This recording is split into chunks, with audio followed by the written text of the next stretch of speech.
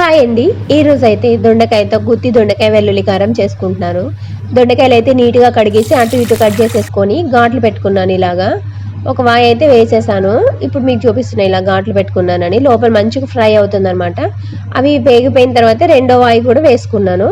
తర్వాత దీంట్లో మసాలా కోసం పల్లీలు, పచ్చిశనగపప్పు, ధనియాలు, మినపప్పు, జీలకర్ర, వెల్లుల్లిపాయలు అండ్ ఎండుమిర్చి అన్నీ వేసి మంచిగా ఫ్రై చేసుకున్నాను. ఈ ఎండుమిర్చి ఎక్కువ వేసుకున్నాను, ఇంకా కారం అవసరం లేదు ఇందులోకి. ఇవి మొత్తం దొండకాయలకు మంచిగా ఫ్రై అయిపోయినాయి. ఇందులో ఇవి చల్లారిపోయినాయి కదా, ఇవి కూడా మంచిగా మిక్సీ పట్టేసుకున్నాను.